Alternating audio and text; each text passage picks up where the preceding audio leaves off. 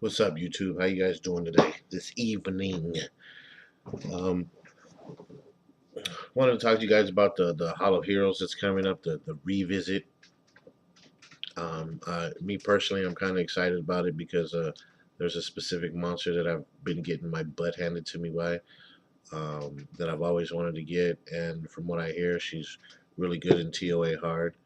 Um, but let's talk about the other monsters first. I think it's important because I'm using my son's account today, Rhythm Beast, and he doesn't have a lot of monsters. So because he doesn't have a lot of monsters, it's going to be kind of hard for him to determine, who am I going to go for, which dungeon am I going to open. Obviously, you have the Kung Fu Girl, the Fire Vampire, Acasis, the Light Succubus, and the Dark Phantom Thief. Hung Hua, the Fire Kung Fu Girl. Let's look at her skills real quick. Attacks the enemy with condensed energy. Shadowless Kick is activated again with a 30% chance, so that's a built-in violent proc.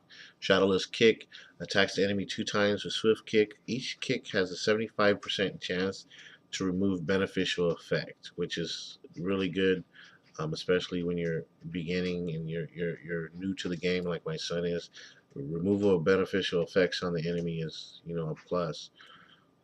And Fire Dragon Attack strikes 4 random targets with the power of fire. Each strike prevents the target from using a skill cooldown for 1 turn, which is pretty good, beginning in the game.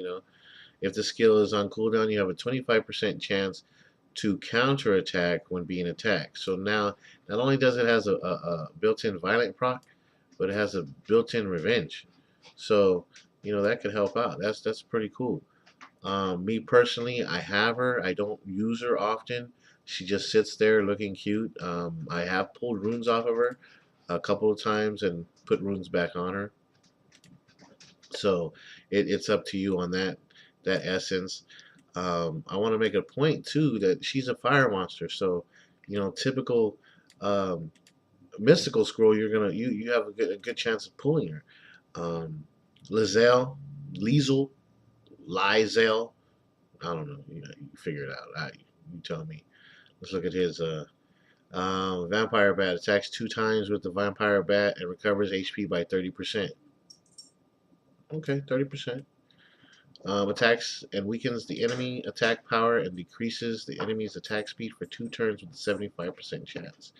So you have an attack power decrease and speed decrease. I guess that can help you out, depending on where you're at in the game. Um, if you're faster, obviously that's going to work in your benefit. You can get more hits. Your team can get off their attacks quicker. And if you're low count like my son, you're going to need more attacks because you don't have those big nukers yet. Killing wave attacks with a group of bats. The damage increases if you are less wounded. It doesn't even sound like the grammar's right in that. So basically, the more energy that you have, the more this is going to hit for. Nah. Let's check out the leader skill. Increases HP of all allied monsters in the dungeons by 38%. I can see where you'd want that, but is it worth, you know, opening the dungeon for him? Again, he's a water monster. Mystical scroll, water scroll. Let's look at the cases, which I do have her, and again, I used her in the beginning of the game. Now she just sits in my storage. I don't use her often. Actually, I don't. I think I have like 3-star and 4-star runes on her because she's been sitting in there so long. So this is the let's see the Wind Sylphide, the cases. She's pretty versatile, especially if you're beginning in the game. She could be used a lot um, in some of the dragons and some of the giants, as well as healing some of your team. Let's look at her skills. Wind Cut cuts the enemy with sharp blade and inflicts continuous damage for 3 turns with 30% chance. Continuous damage is always a plus. Hits all enemies with a twister and recovers the HP of all allies by 10% each. Okay, but 10%, she's gonna have to go a lot just to keep maintain a team. So she's gonna have to be pretty fast, in my opinion. Creates a shield that absorbs the inflicted damage proportionate to your level for all allies for 3 turns. And decreases the chance of being attacked with a critical hit of the allies. Mm, okay, she's level 40. You know, she has a shield on your monsters. I've seen Theomars hit that shield, take it off with the first hit, and then KO, you know, an individual with the last 2 hits. So, you know, is it great? Yeah, it helps. Is it outstanding? No, there are monsters that'll just snatch that shield off, and you're upset because you thought that the shield was going to save you. But like I said, it's good for the beginning to mid game maybe if you get a rune right. I'm not going to talk on runes because that's your preference. There are other YouTubers out there that spend time talking about runes, and later on maybe I'll pull it out of storage and we'll play with some rune builds on that one. And now these are the two that I found most interesting. And the reason why I found them most interesting is because how often do you summon a light or a dark monster that you actually want? It's not too often. It's a pain in the butt to get your light scroll. You got to wait your 30 days or whatever the case may be. You know, and you might get Darien, you might get Bella, you know, you might get the Bearman, the light Bearman. I don't know how many times I've opened a light dark scroll and got Bella or Darien. It's like, oh my gosh, it's farmable. Why would you even do this to me? All right, Aria. This is who personally I'm gonna unlock. This is who I want personally. But like I said, it's up to you guys and what you want and who you're trying to build. Um, I've seen her in TOA. I've seen her. I've seen her in arena, and when I was new to the game, she would just spank me like none other, and it would frustrate me. This is one of the Hollow Heroes that I missed. It was before I started the game, so this is actually something that I want to do. Um, Dreaming Invitation attacks with a bat and puts the enemy to sleep for 1 turn with a 50% chance. 50-50. That's not bad. Recover the attack gauge by 50% if the enemy falls asleep. So she's going again if she's swift. If she's quick, not swift. I'm not telling you to run her swift. Strike of Rejection. Slaps an enemy target and disturbs its HP recovery for 2 turns. If the target is asleep, the target will be stunned for a turn. Okay, so you're stopping people from moving. Crowd control. That's a beautiful thing. When people don't fight you back, it makes it a lot easier to win. Curse of the White Knight reduces the attack speed of all enemies with a deluging ray of light for 2 turns and increases the enemy's chances for landing a glancing hit. Let's see. You're making them slower, you're stunning them, and you're putting them to sleep. Sounds like a win-win combination to me. Let's see what the leader skill is.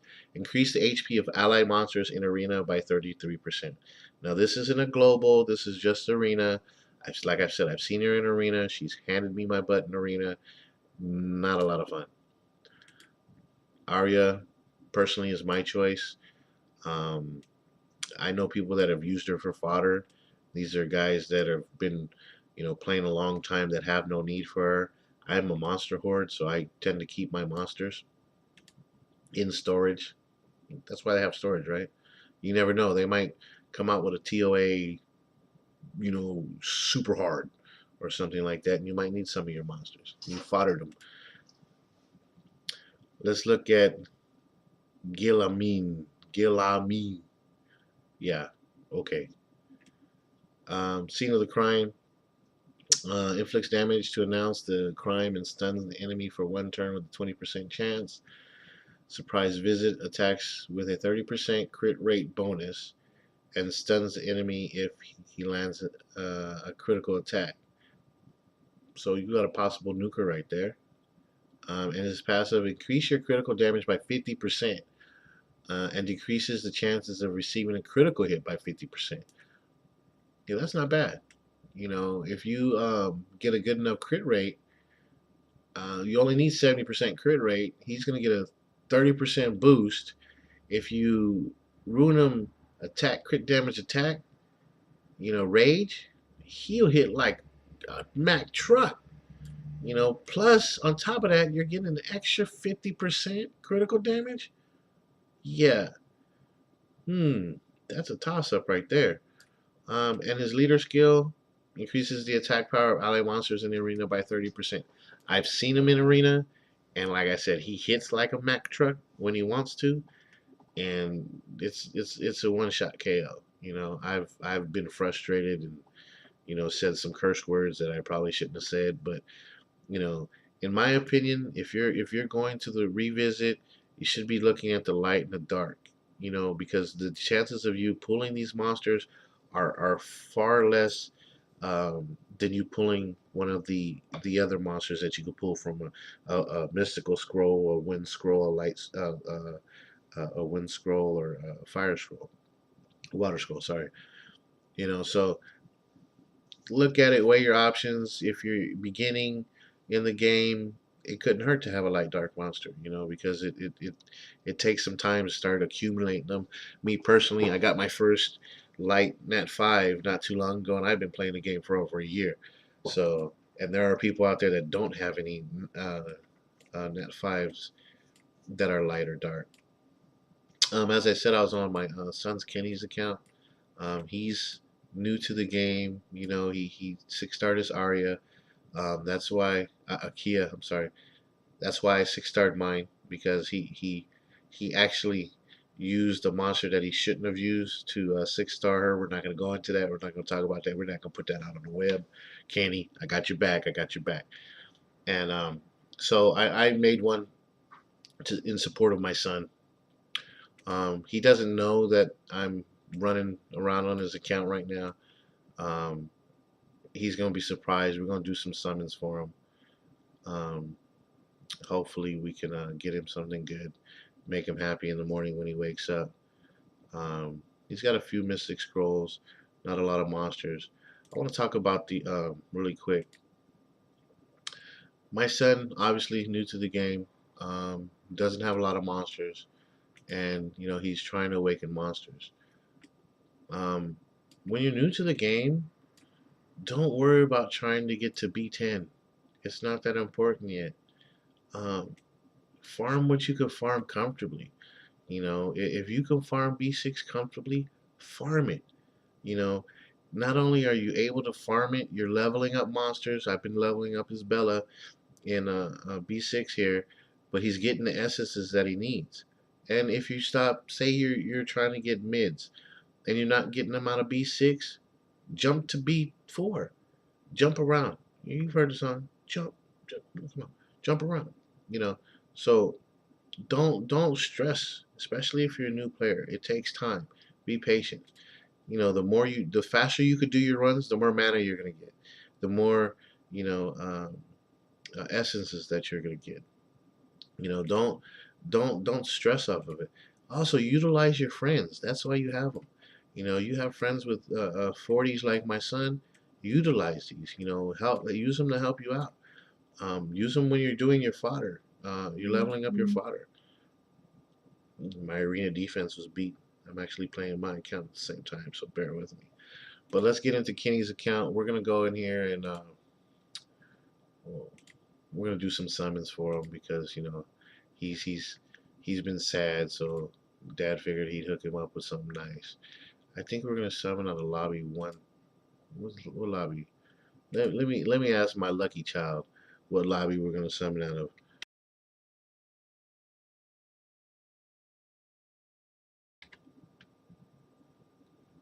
He's asleep.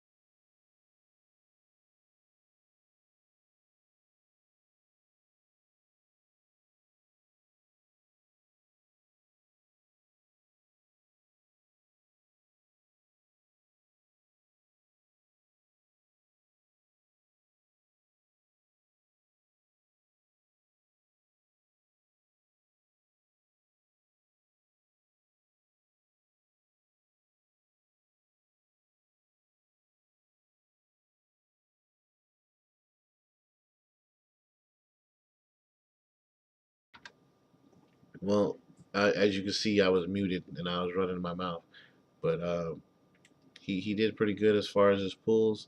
You know, some of these monsters we're gonna keep, and some of these we ain't. We'll use him for fodder when he levels up. But Kenny, what's up? Sorry I had it on mute. I was talking to your brother. So you guys stay up. You know, Nat 5 for everybody. Kenny, stay up. We'll holler at you later.